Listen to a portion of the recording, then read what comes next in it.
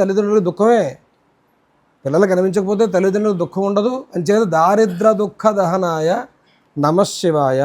నిజంగా ఒక సైనికుడికి చనిపోయిన తర్వాత ఈ విధంగా స్మారక విగ్రహం కట్టడం అనేది చాలా అరుదుగా ఉంటుందండి. వాళ్ళ బావగారు చనిపోయారు, వాళ్ళ అమ్మమ్మ గారు, నాన్నమ్మ గారు, నాన్నమ్మ చనిపోయారు. మొత్తం ఏదైనా ఈయన చనిపోయిన తర్వాత ఫ్యామిలీ మొత్తం అతలకుతలం అయిపోయిందండి. మొన్న కేఏ మల్లవరంకి సంబంధించి ఒక వీడియో చేస్తే చాలా మంది నాకు అంటే తెలిసిన వాళ్ళు అడిగారండి, అలాగే ఫాలోవర్స్ కూడా కొంతమంది మెసేజ్ పెట్టారు ఈ ఊరికి సంబంధించి ఫుల్ లెంత్ వీడియో చేయమని. అంటే ఈ ఊరిలో గాడి మహాలక్ష్మి నాయుడు అని ఒక అబ్బాయి చనిపోయాడు ఇండియన్ ఆర్మీలో. దానికి సంబంధించి షార్ట్ వీడియో చేశాను అనమాట.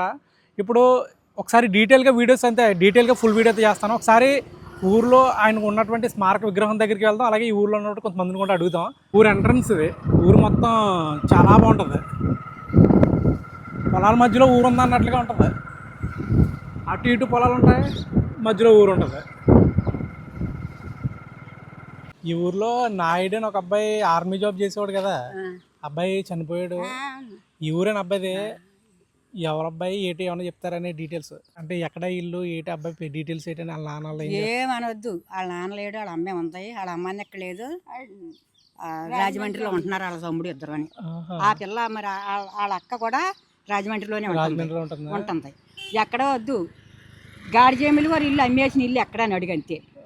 ఊళ్ళోకి వెళ్ళి గాడిజేమిలు అంటే తెలిసిపోతుంది. అబ్బాయి ఈ ఊర్లోనే పుట్టాడమ్మా? ఈ ఊళ్ళోనే పుట్టాడు. ఈ ఊళ్ళో ఉద్యోగం అది ఇక్కడ ఈ ఊర్లో ఉండగానే వచ్చిందా? ఈ ఊళ్ళో ఉండగానే వచ్చింది. వాళ్ళ తాతకు సింగారం అయితే అక్కడ పుట్టాడు. పుట్టుక అక్కడ పెరగడం ఇక్కడ. తర్వాత ఉద్యోగంలోకి వెళ్ళిన వెంటనే చనిపోయాడా?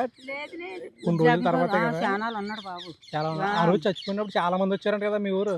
వచ్చారు అక్కడ నుంచి చాలా మంది. అక్కడ నుంచి ఇక్కడ లోకల్ ఇక్కడ దగ్గరలో ఊర్లో కూడా వచ్చారు. జమ్మూ కాశ్మీర్ లో చనిపోయాడు. ఏమైందంటారు అప్పుడు? ఏమైనా తెలియదు, బాడీని పంపించారు అంతే. అమ్మగారికి హార్ట్ అటాక్ ఏదో ఉందని బాడీ కూడా చాలా లేట్గా పంపించారంట కదా. అక్కడ నుంచి రావడం జమ్మూ నుంచి హైదరాబాద్ వచ్చిందమ్మా. హైదరాబాద్ నుంచి మళ్ళీ వైజాగ్ నుంచి మళ్ళీ అంబులెన్స్. అప్పుడు జనం కూడా ఎక్కువ వచ్చారండి ఇది కట్టించినప్పుడు, అంటే ఆయన బాడీ వచ్చినప్పుడు. ఇక్కడికి బాడీ వచ్చినప్పుడు జనం ఫుల్ మొత్తం ఊరంతా వచ్చారు. ఆర్మీ వాళ్ళు కూడా వచ్చారంటండి. ఆర్మీ వాళ్ళు అంటే వాళ్ళు బాడీని తీసుకొస్తారు కదా. ఇది కూడా ఆ టైంలోనే కట్టారండి ఈ విగ్రహం కూడా. నెక్స్ట్ చనిపోయిన తర్వాత మా కజినే, మా అన్నయ్య గారు అబ్బాయి, మళ్ళీ అందరం కలిసి చెప్తే అంటే వద్దంటే మళ్ళీ మామూలుగా చిన్నది ఏదో కట్టిందా అన్నాడు.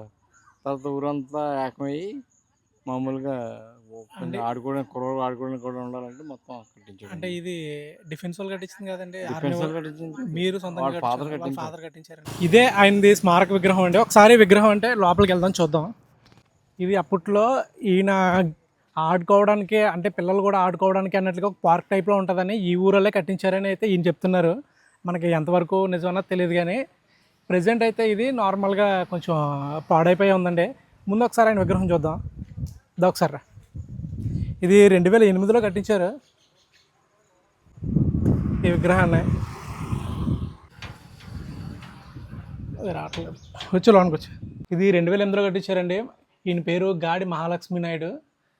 ఈయన చనిపోయిందంటే జమ్మూ కాశ్మీర్లో ఈయన జాబ్ చేసేటప్పుడు అక్కడ నైట్ 10 ఆ టైంకి ఒక రోజు వీళ్ళ అమ్మగారితో మాట్లాడారంట. మాట్లాడిన తర్వాత నాకు నిద్ర వస్తుంది నేను పడుకుంటానని చెప్పేసి ఆయన పడుకున్నారంట కొద్దిసేపు మాట్లాడి. ఆ తర్వాత ఈయనకి నైట్ 1 గంట ఆ టైంలో సంథింగ్ టాయిలెట్ ఏదో వస్తుందనేసి లేచారని, దానివల్ల అక్కడ అప్పటికే కొంతమంది దుండగులు అటాక్ చేయడానికి రెడీగా ఉన్నారంట. వాళ్ళు అటాక్ చేసేసరికి మనోడు క్యాంప్లో ఉన్నటువంటి కొంతమందిని అలర్ట్ చేసి వాళ్ళందరితోటి, అంటే ఈయన వల్ల మొత్తం వాళ్ళంతా అలర్ట్ అవ్వడం వల్ల అటువైపు ఉన్నటువంటి దుండగులు 16 మంది చనిపోయారని చెప్తుంటారు. ఆ తర్వాత ఆయన బాడీని కూడా ఇక్కడికి పంపించారు. అయితే వాళ్ళ అమ్మగారికి చెప్పలేదంట. వాళ్ళ అమ్మగారికి హార్ట్ ప్రాబ్లం ఉందనేసి వాళ్ళ అమ్మగారికి చనిపోయిన వెంటనే చెప్పకుండా కొన్ని రోజుల తర్వాత చెప్పారంట. అంటే ఈ బాడీ ట్రావెలింగ్ కూడా 3 డేస్ అంత టైం పట్టిందనేసి అన్నారు. ఈయన్ని బాడీని ఈ ఊరికి తీసుకొచ్చేటప్పుడు ఈ ఊర్లో చుట్టుపక్కల వాళ్ళు కూడా చాలామంది అయితే వచ్చారంట. అంటే ఈ విషయం ఈ జమ్మూ కాశ్మీర్లో జరిగిందన్న విషయం చాలా తక్కువ మందికి తెలుసు. ఇంకా ఒక సైనికుడికి చనిపోయిన తర్వాత ఈ విధంగా స్మారక విగ్రహం కట్టడం అనేది చాలా అరుదుగా ఉంటుందండి. అంటే ఈ విధంగా కట్టడం అనేది ఆయనకి మనం ఇచ్చే గౌరవం అనుకోవచ్చు.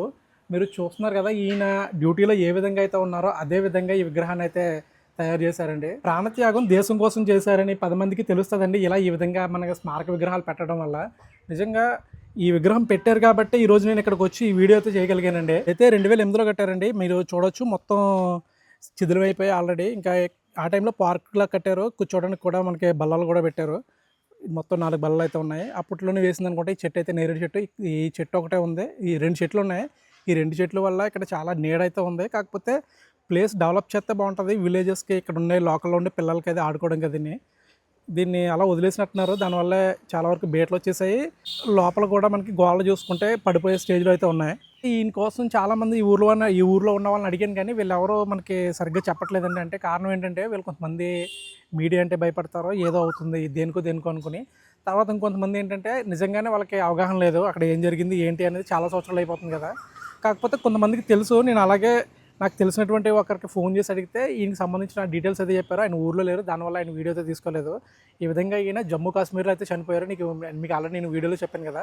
సో ఏదైనా సరే మంచి ఇన్ఫర్మేషన్ వీడియో ఉంటే ఖచ్చితంగా నేనైతే మీ అందరికీ వీడియో రూపంలో తెలియజేస్తానండి. ఇంకా పాప ఇష్యూ గురించి వదిలేసి నువ్వు వీడియోస్ చేసుకుంటున్నావు అని కూడా కొంతమంది అనొచ్చండి. మేమైతే పాప ఇష్యూ అయితే వదిలేదండి. ఇక్కడ వీడియో అయితే నేను ఎర్లీ మార్నింగ్ వచ్చాను ఇక్కడ వీడియో షూట్ చేయడానికి. అయితే పాప గురించి మేము ఆల్రెడీ వెతుకుతున్నాము, కాకపోతే అన్ని వీడియోస్ తీసి పెట్టట్లేదు. నిన్న కూడా పాప వాళ్ళ పేరెంట్స్ అయితే ఒక ప్లేస్కి వెళ్ళారండి. అది వాళ్ళు అంటే ఈ నమ్మకం ఉంటుంది కదా, సిద్ధాంతపరంగా వాళ్ళకి నమ్మకం ఉన్న వాళ్ళు అలా ఒక దగ్గరికి వెళ్ళారు. ఆయనతో సంథింగ్ ఆయన ఏదో చెప్పారు, మాట్లాడారు. పాపకు సంబంధించి అయితే చేయవలసినది చేస్తామంటే అన్ని వీడియోస్ పెడితే బాగోదన్న ఉద్దేశంతో నేను కొన్ని వీడియోస్ అయితే పెట్టట్లేదు. ఈ రోజు కూడా పాప నక్షత్రం వచ్చేసి ఆరుద్ర నక్షత్రం. ఈ నక్షత్రాన్నే ఆ పాప పుట్టిందంట. ఇంకా ఈరోజు పాప వాళ్ళ ఫాదర్ కూడా తునొచ్చి శివాలయంలో అభిషేకం చేయించుకుంటున్నారు. కుదిరితే ఆ క్లిప్ కూడా నేను ప్లే చేస్తాను.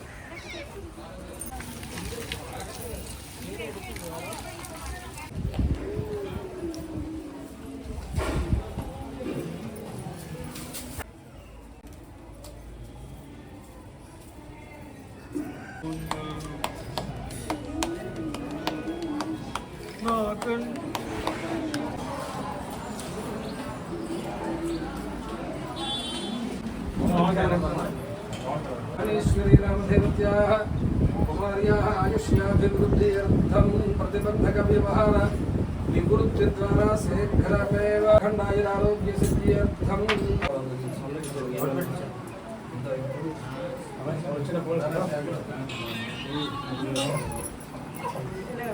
ఒక్క నిమిషం అందరికీ ఉండండి.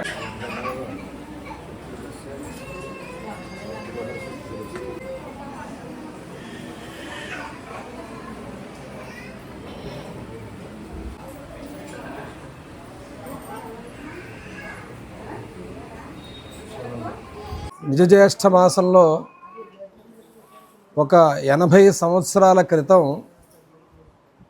ఈ ఆరుద్ర నక్షత్రం చతుర్దశి సోమవారం అంటే ఇది కలవడం చాలా అరుదు.